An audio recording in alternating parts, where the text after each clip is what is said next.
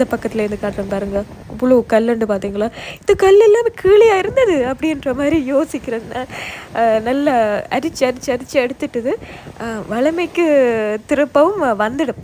ஆனால் இந்த காணொலியை பார்க்குறவைக்கு கொஞ்சம் பயமாக இருக்கும். என்ன கடல் இப்படி அரிச்சு அரிச்சு முன்னுக்கு வந்துட்டு இன்னும் ரோட் தானே இருக்குது, ரோட்டுக்கு மேலே கொஞ்சம் சீட்டமாக இருந்தால் மேலே எழும்பி வந்துடுமென்ற மாதிரி பயப்படுவீங்கள்.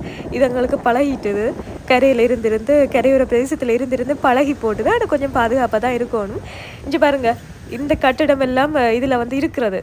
இதில் வந்து வளமையாக இந்த கடற்கரைக்கு வந்து போகிற ஆட்களுக்கு தெரியும். இதில் பார்த்தீங்கன்னு சொன்னால் இங்கே காட்டுறேன்னு போகிறோங்கோ. ஓகே, இதில் வந்து இருக்கிற இடம் சரியோ, இதையே அடித்து கொண்டு போகிற அளவுக்கு நினைக்கிறேன். 2-3 நாள்னு சொன்னால் இதையும் எடுத்து போடுமேன்னு சொன்னால் இந்த கடற்கரை சுற்றுலா பயணிகள் நிறைய பேர் வாரதால் பார்த்தீங்கன்னு சொன்னால் நல்ல வடிவான முறையில் இப்போ காட்டினேன். அப்படி கட்டடங்கள் எல்லாம் அந்த இருக்கை எல்லாம் அமைச்சு வடிவாக இருந்தது. கடல் அரிப்பு காரணமாக அது போன வருஷத்துலேயே நிறைய இதுகள் வந்து கடல் இழுத்து கொண்டு அடித்து கொண்டு போயிட்டு தான் நான் சொல்லுவேன். இதில் இருக்க இந்த சிமெண்ட் இருக்கலோ இதெல்லாம் வந்து நடந்து போகிறதுக்கான பாதை. சரியோ, பண்டிகை நாட்களில் பார்த்தீங்கன்னு சொன்னால் நிறைய மக்கள் சனங்கள் வந்து இதெல்லாம் இருப்பினம் கொள்ளிவினம் நல்லா இருக்கும் பார்க்குறதுக்கு. ஆனால் இந்த தைப்பொங்கல் எப்படி தானே தெரியல. பிரச்சனை இல்லை, நிற்கலாம். ஆனால் பட்டம் ஏற்றுறதுக்கு கூடிய வசதிகள் இருக்குமோன்றது சந்தேகம்தான். அங்கால புல்லாந்தரை இருக்குது, அதில் போனால் வடிவாக பட்டம் ஏற்றலாம். இதில் கொஞ்சம் நெருக்கடியாக தான் இருக்கும் சனம் வந்தால். இதை பாருங்கள், இந்த கிணறு தெரியுமா? இத்தனை பேர் இதில் வந்து இருந்திருப்போம்.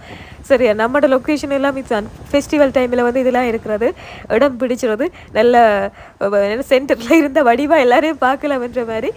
இந்த கிணறு கூட இழுத்து கொண்டு போயிடும் போல இருக்குது. முன்னுக்கெல்லாம் வந்தாங்க, எங்கடா இங்கே இருந்த கிணத்து காணல அப்படின்ற மாதிரி நினைப்பீங்களோன்னு நினைக்கிறேன். நானே பயந்துட்டேன், கிணறு அடித்து கொண்டு போயிடுமோன்னு சொல்லப்படி. இது கிணறு சரியோ, இது பழைய கால ஒரு கிணறுன்னு சொல்கிறதா, இதை என்னென்னு சொல்கிறது, ஏதோ ஒரு பாதை என்று சொல்லியிருந்தாங்க. சரியோ, அது இருக்கட்டும். பார்த்தீங்களா இந்த கிணத்தோட நிலைமையே பார்த்தீங்களோ?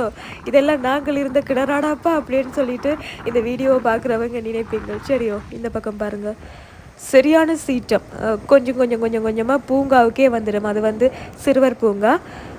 முக்கால்வாசி அது போன வருஷத்தோடு அடித்து கொண்டு போயிட்டுது.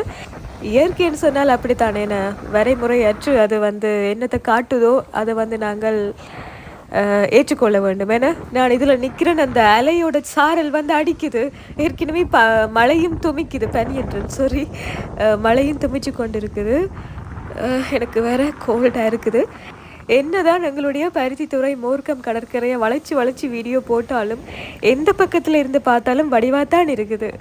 நல்ல ஒரு லொக்கேஷன் என்று சொல்லலாம். உங்களோட ஏரியான்னு ஒன்று அப்படி சொல்கிறீங்களோன்னு நினைக்காதீங்க.